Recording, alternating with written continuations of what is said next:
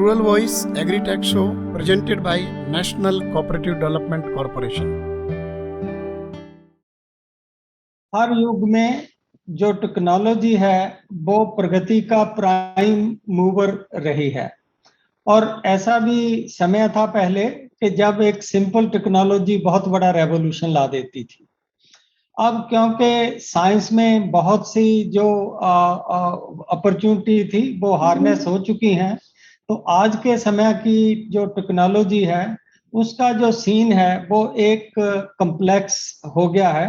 तो वो एक जो सिंपल मॉडल है हमारे, अब उनसे काम चलने वाला नहीं है। मैं अपने कई लेक्चर में ये भी कहता हूं कि पहले हमारा एक बांसुरी मॉडल था, एक बांसुरी बजाने से ही जैसे लोग खुश हो जाते थे, लेकिन अब लोगों को ऑर्केस्ट्रा चाहिए जिसमें बहुत से इंस्ट्रूमेंट रोल प्ले कर रहे हों।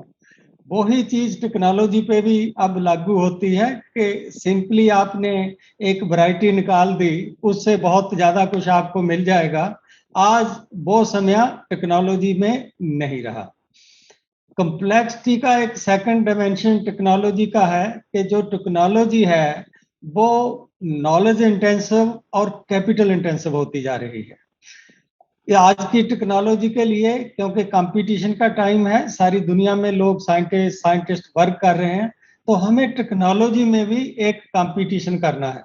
तो उस कंपटीशन के लिए state of the art knowledge हमारे वैज्ञानिकों का होना बड़ा जरूरी है। पहले केवल एग्रीकल्चर फील्ड की टेक्नोलॉजी ही हमें एग्रीकल्चर में बहुत कुछ दे देती थी, लेकिन अब जैसा हम दूसरी साइंस में देख रहे हैं, डेटा साइंस का जमाना है, नैनो टेक्नोलॉजी का जमाना है, बायोटेक्नोलॉजी का जमाना है, इंजीनियरिंग की एप्लीकेशन का जमाना है, तो ये एक और कॉम्प्लेक्सिटी की लेयर टेक्नोलॉजी में जुड़ गई है। आज टेक्नोलॉजी में कॉम्प्लेक्सिटी और जो हमारी चुनौतियां हैं उनकी गंभीरता को देखते हुए हमें अपनी साइंस और टेक्नोलॉजी को एक हायर लेवल पे ले जाना चाहिए।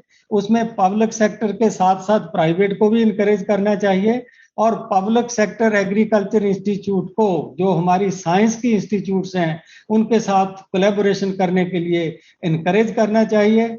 हमारे साइंटिस्ट को नॉलेज इंटेंसिव, जो मैंने कहा, उनको भी कैपेसिटी डेवलपमेंट के लिए जितना हो सके दुनिया की बेस्ट जो लैब हैं उनमें भेजना चाहिए, और विदेश से यदि कोई अच्छी चीज मिलती है तो उसे लाने में भी हमें गुरेज नहीं करना चाहिए। मुझे यह जानकर बहुत हर्ष हुआ कि जो rural voice agri technology institution है, इन्होंने एनसीडीसी से मिलकर टेक्नोलॉजी से संबंधित मुद्दों को किसान तक रूरल वॉइस के थ्रू पहुंचाने का एक प्रयास शुरू किया है।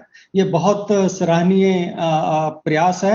मैं इसकी सफलता के लिए इनको शुभकामनाएं देता हूं और मुझे पूरी आशा है कि इसके हमें भरपूर लाभ मिलेंगे। धन्यवाद। भारत के 75th इंडिपेंडेंस एनिवर्सरी के ऊपर मैं आपको अभिनंदन करता हूँ। इसी मौके पर rural voice agritech show launch किया जा रहा है। ये एक बहुत ही खुशी की बात है कि भारत सरकार ने एक बहुत ही बड़ा कदम लिया है। Ministry of cooperation specially dedicated to cooperatives बनाया है और उसमें एनसीडीसी को एक मेजर रोल मिला है, जिसमें हम लोग काफ़ी खुश हैं और हम उम्मीद रखते हैं कि हमारे जो सहकारिता के जितने भाई बहन, किसान, dairy farmers, fisherman, fisher women, artisans, जितने लोग हैं उनके साथ हम और भी जुड़कर काम कर सकते हैं। ये जो रूरल वॉइस एग्रीटेक शो जो एनसीडीसी के सपोर्ट से आज लॉन्च हो रहा है और हर 15 दिन में ये शो आपके पास लेके आएंगे हम। उसमें नए नए टेक्नोलॉजी, नए नए जानकारी उसको यूज़ करते हैं, उसके माध्यम से हम कैसे नया बिजनेस कर सकते हैं, नया फ़ायदा ले सकते हैं और हमारा जो पैदावार और हमारा प्रोसेसिंग या हमारा क्वालिटी, गुणवत्ता, उसको आगे बढ़ा सकते हैं। मार्केट में अच्छी तरह से हमारे प्रोडक्ट को अच्छे वैल्यू पे, अच्छे प्राइस पर, अच्छे दाम पर हम बेच सकते हैं। उसके लिए ये हमारा शो प्रेरित रहेगा। We want to help farmers and allied sectors in agriculture and allied sectors to get higher benefits for their produce through Rural Voice Agritech Show supported by presented by NCDC। हम लोगों को उम्मीद है हमारा सहकारिता के साथ जुड़े हुए सभी भाई बहनें इसी शो एग्रीटेक शो से उसका फ़ायदा लेंगे। ये शो यूट्यूब चैनल जो सहकार कोऑपरेटिव चैनल हमारा एनसीडीसी का है, या फेसबुक लाइव चैनल है एनसीडीसी का, या रूरल वॉइस का अपना यूट्यूब चैनल, उसमें ये उपलब्ध रहेगा। आप इसको ज़रूर इसका फ़ायदा उठाएं। जय सहकार, नमस्कार।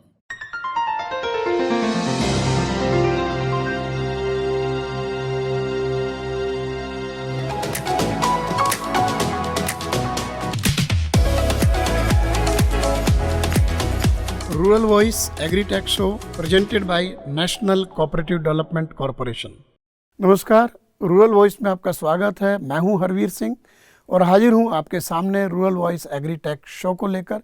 इस शो में हम कृषि क्षेत्र से जुड़ी एक नई टेक्नोलॉजी से आपको रूबरू कराते हैं।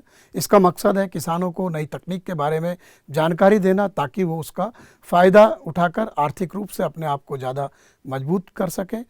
रूरल वॉइस एग्रीटेक शो में हम लोग टेक्नोलॉजी की जानकारी देने के साथ ही एक विशेषज्ञ को लेकर के आते हैं जो आपको विस्तार से उसकी बारीकियां बताते हैं, और साथ ही एक ऐसा किसान भी आपसे रूबरू होता है जिसने उस टेक्नोलॉजी का उपयोग किया और उसका फ़ायदा उठाया।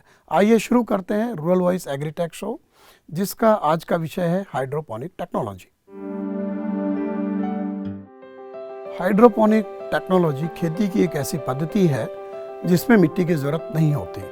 इसे हम सॉइललेस एग्रीकल्चर भी कहते हैं, और इसके लिए कुछ खास स्टैंड्स बनाकर उनको पानी के पाइपों के माध्यम से जोड़ते हैं। उन्हीं पाइप्स के जरिए न्यूट्रिएंट इन पौधों तक पहुंचते हैं। यहाँ हम कम ऊंचाई के पौधों की खेती कर सकते हैं, जिसमें फल हैं, सब्जियां हैं और लीफी वेजिटेबल खास तौर से हैं। इसके लिए प्रकाश की व्यवस्था भी करनी होती है अगर आपने पॉली हाउस बनाया है तो, और साथ ही आप कई लेयर में खेती कर सकते हैं। और इसके लिए आपको कोई खास मौसम की ज़रूरत नहीं होती, पूरे साल आप उन फसलों की खेती कर सकते हैं।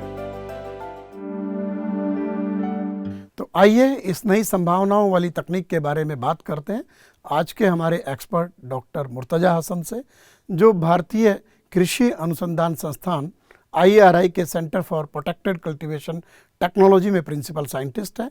आइए बात करते हैं डॉक्टर हसन से।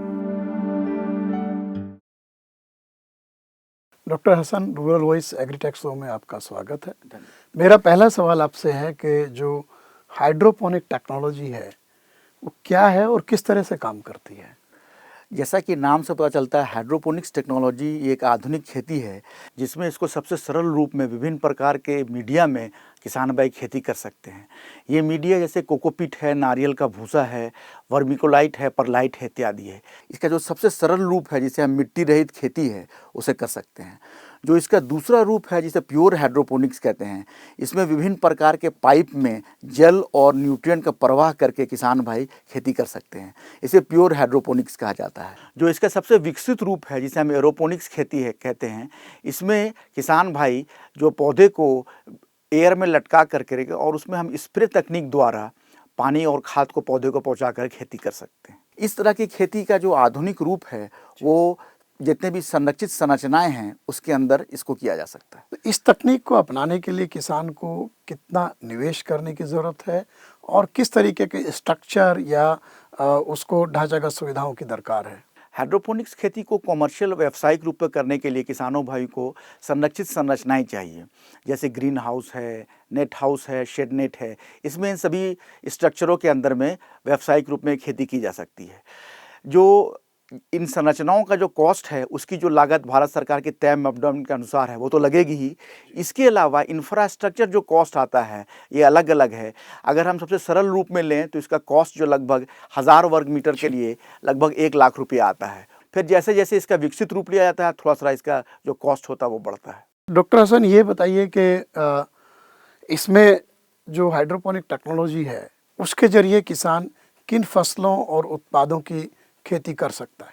हाइड्रोपोनिक्स खेती में रिसर्च द्वारा ये पाया गया है कि खास करके जो उद्यानिक फसलें हैं उच्च वैल्यू की, जैसे कि इसमें टमाटर है, खीरा है, कलर्ड कैप्सिकम है, कुछ फूल भी हैं। और आजकल ख़ास करके जितने भी जो ग्रीन्स हैं जैसे कि लेट्यूस है, पॉक चोई है, सलाद में जो इस्तेमाल होता है, तो ये सभी फसल जो कि बहुत ही न्यूट्रिशन वैल्यू में हाई है और उसका उच्च मूल्य किसान को प्राप्त हो सकता है, ये सब उगाना इसमें अच्छा है। जो हाइड्रोपोनिक टेक्नोलॉजी है वो हमारी जो परंपरागत खेती की पद्धति है उसके मुकाबले किसान को किस तरीके से आर्थिक रूप से बेहतर उसको नतीजे देती है और क्यों इकोनॉमिकली उसके लिए फ़ायदेमंद है? इस तरह की जो खेती है ये परंपरागत खेती से किसान भाइयों को काफ़ी लाभदायक है, क्योंकि इसमें कम जोत में किसान भाई सालों भर पैदावार लेकर के बहुत अच्छी कमाई कर सकते हैं। दूसरा एक महत्वपूर्ण फ़ायदा ये है कि इस तरह की खेती में जो पानी और जल उत्पादकता है, बहुत ही कम पानी में किसान भाई बहुत अच्छी खेती कर सकते हैं। हम लोगों ने रिसर्च द्वारा ये पाया है कि खुले खेती के कंपैरिजन में एरोपोनिक्स और हाइड्रोपोनिक्स में 80 से 90% पानी की बचत होती है। तो ये बहुत ही उपयोगी चीज़ है, ख़ास करके आजकल के युग में। तो डॉक्टर हसन, आप हमारे शो पर आए और किसानों को एक नई टेक्नोलॉजी जिसे हम हाइड्रोपोनिक टेक्नोलॉजी कहते हैं, जो उनकी आमदनी में वृद्धि करने का एक नया रास्ता खोल सकती है, उसके बारे में आपने विस्तार से बहुमूल्य जानकारी दी। बहुत बहुत शुक्रिया। धन्यवाद। जैसा कि अभी आपने आज के हमारे एक्सपर्ट को सुना जो बता रहे थे कि हाइड्रोपोनिक तकनीक किसानों के लिए किस तरह से फ़ायदेमंद है, अब हम आपको हाइड्रोपोनिक तकनीक के ज़रिए खेती कर रहे किसान आदित्य भल्ला से मिलवाते हैं, जो आपको इस तकनीक के व्यावहारिक पक्ष के बारे में जानकारी देंगे। Aditya ji, rural voice agritech show में आपका स्वागत है। आप हाइड्रोपोनिक खेती कर रहे हैं। आप मुझे ये बताइए कि जो नई तकनीक की जो खेती है ये, आप इसके प्रति आकर्षित कैसे हुए और कहाँ से आपको ये एक इसके बारे में पता लगा कि आपको नई तरीके की खेती करनी चाहिए? 4 साल पहले हमने एरोगैनिक्स नामक कंपनी की स्थापना करी, जिसके अंडर हम हाइड्रोपोनिकली लीफी ग्रीन्स और काफ़ी अलग अलग क्रॉप्स उगाते हैं। जो बेनिफिट है हाइड्रोपोनिक्स का, वो आप किसी भी इन्वायरमेंट में और कम एरिया में ज़्यादा प्रोडक्टिविटी ले सकते हैं। ये 2 मेन फैक्टर्स की वजह से हाइड्रोपोनिक्स हमने शुरू किया। जी, बहुत अच्छा है। 560 स्क्वायर मीटर के लगभग एरिया में हम 1000 से 1500 किलोग्राम का यील्ड ले सकते हैं हर 1.5 से 2 महीने की टाइमलाइन में। तो आप कौन से ऐसे उत्पाद हैं जो हाइड्रोपोनिक के जरिए आप उत्पादित कर रहे हैं और कहाँ पर उसको मार्केट कर रहे हैं? हम 2 तरीके के क्रॉप्स में अभी इन्वॉल्व हैं। एक है जो लीफी ग्रीन्स और हर्ब्स हैं, और दूसरा हमारे वाइनिंग क्रॉप्स हैं जिसमें बेल पेपर्स, चेरी टमाटोज़, ज़ुकीनीज़, ये सारी क्रॉप्स आती हैं। और हम इनका एक सैलेड बॉक्स या फिर एक बास्केट बना के लोगों को मार्केट करते हैं इन अर्बन एरियाज़।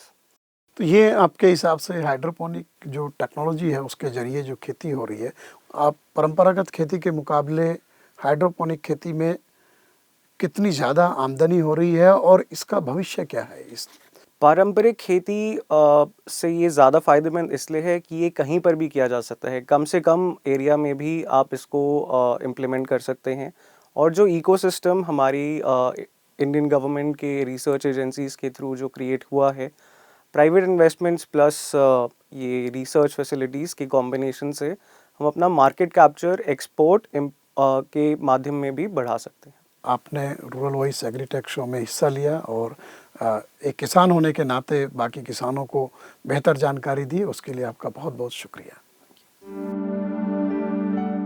उम्मीद है आपको रूरल वॉइस एग्रीटेक शो पसंद आया होगा। इसमें दी गई जानकारी आपके लिए फ़ायदेमंद साबित होगी, जिसमें हमने हाइड्रोपोनिक तकनीक के बारे में आपको बताया। हम लगातार आपको कृषि की नई नई टेक्नोलॉजी के बारे में एग्रीटेक शो के माध्यम से जानकारी देते रहेंगे।